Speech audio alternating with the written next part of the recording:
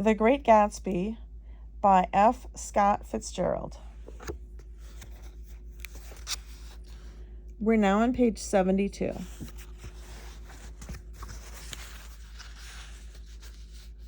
He went to Oxford College in England, you know. Oxford College? I've heard of it. It's one of the most famous colleges in the world. Have you known Gatsby for a long time? I inquired. Several years, he answered in a gratified way. I made the pleasure of his acquaintance just after the war, but I knew I had discovered a man of fine breeding after I talked with him for an hour. I said to myself, there's the kind of man you'll like to take home and introduce to your mother and sister. He paused. I see you're looking at my cuff buttons.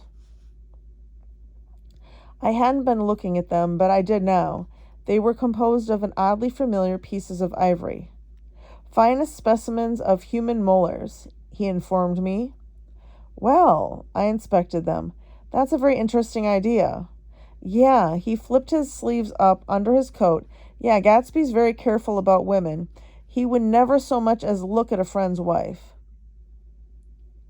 When the subject of his instinctive trust returned to the table and sat down, Mr. Wolfsheim drank his coffee with a jerk and got to his feet.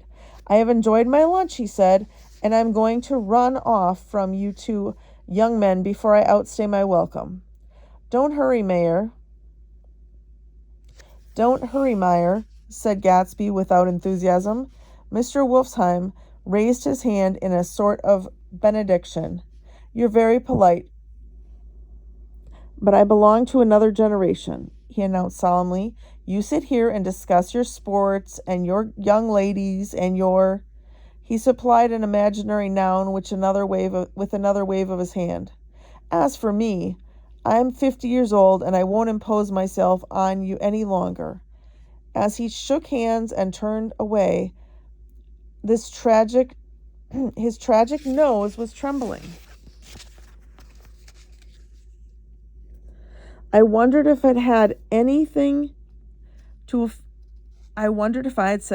offend him. He becomes very sentimental sometimes, explained Gatsby. This is one of his sentimental days. He's quite a character around New York, a denizen of Broadway. Who is he, anyhow, an actor? No. A dentist? Mayor Wolfsheim? No. He's a gambler. Gatsby hesitated and added coolly, he's the man who fixed the World Series back in 1919. Fixed the World Series? I repeated. The idea staggered me. I remembered, of course, that the World Series had been fixed in 1919, but if I had thought of it at all, I would have thought of it as a thing that merely happened, the end of some inevitable chain. It never occurred to me that one man could start to play with the faith of 50 million people with the single-mindedness of a burglar blowing a safe. How did he happen to do that? I asked after a minute. He just saw the opportunity. Why isn't he in jail?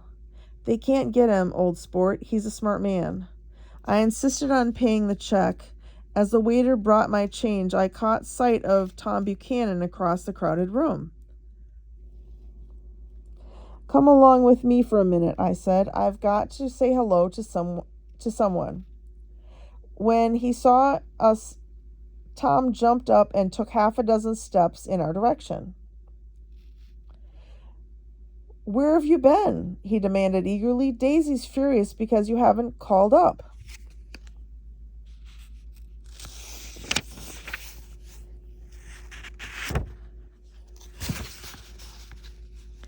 This is Mr. Gatsby, Mr. Buchanan. They shook hands briefly, and a strained, unfamiliar look of embarrassment came over Gatsby's face. How have you been, anyhow? Demanded Tom of me. How do you happen to come up this far to eat? I've been having lunch with Mr. Gatsby. I turned toward Mr. Gatsby, but he was no longer there.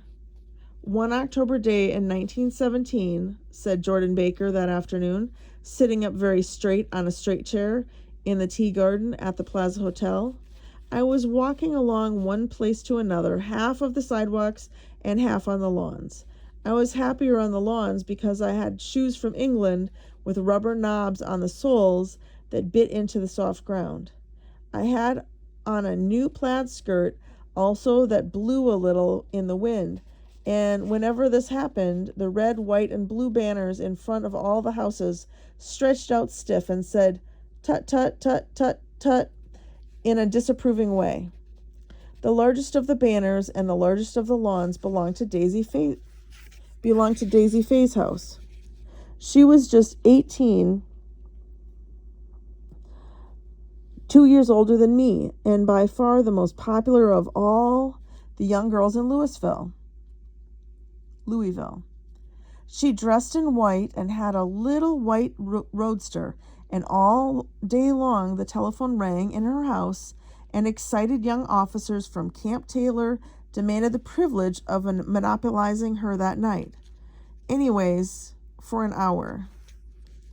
When I came opposite her house that morning, her white roadster was beside the curb, and she was sitting in it with a lieutenant I'd never seen before. They were so engrossed in each other that she didn't see me until I was 5 feet away.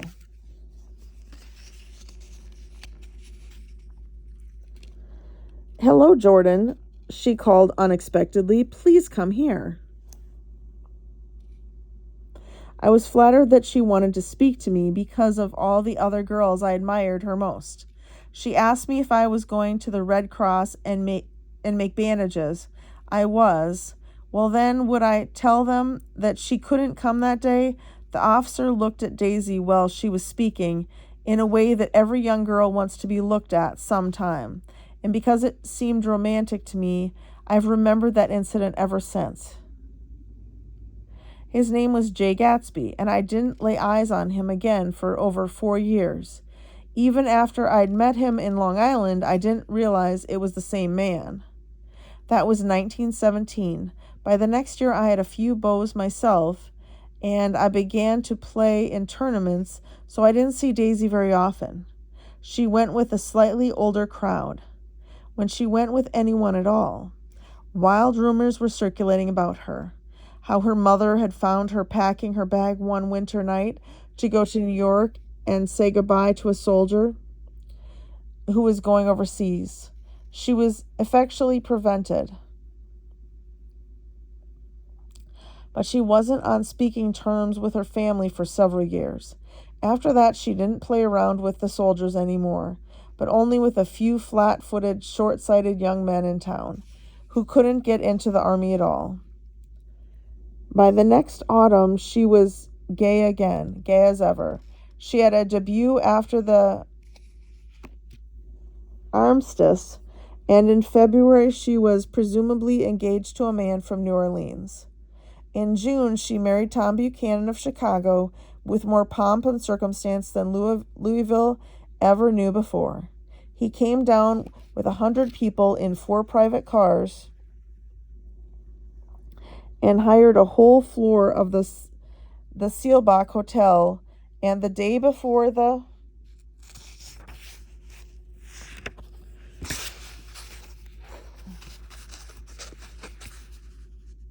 wedding, he gave her a string of pearls valued at $350,000. I was a bridesmaid. I came into her room half an hour before the bridal dinner and found her lying on her bed as lovely as a June night in her flowered dress, and as drunk as a monkey. She had a bottle of Sauterne in one hand and a letter in the other. "Gratulate me," she muttered. "Never had a drink before, but oh, how I do enjoy it." "What's the matter, Daisy?" "I was scared. I can tell you. I'd never seen a girl like that before." "Here, dearies." She groped around in the wastebasket she had with her on the bed and pulled out the string of pearls. Take 'em downstairs and give 'em back to whoever they belong to. Tell 'em all Daisy's changed her mind. Say Daisy's changed her mind." She began to cry. She cried and cried. I rushed out and found her mother's maid, and we locked the door and got her into a cold bath. She wouldn't let go of the letter. She took it into the tub with her and squeezed it up into a wet ball and only let me leave it in the soap dish when she saw that it was coming to pieces like snow. But she didn't say another word. We gave her spirits of ammonia and put ice on her forehead and hooked her back into her dress. And half an hour later, when we walked out of the room, the pearls were around her neck and the incident was over. Next day at 5 o'clock, she married Tom Buchanan without so much as a shiver and started off on the 3 months trip to the South Seas. I saw them in Santa Barbara when they came back, and I thought I'd never seen a girl so mad about her husband. If he left the room for a minute, she'd look around uneasily and say, "Where's Tom gone?" and wear the most abstracted expression until she saw him coming in the door.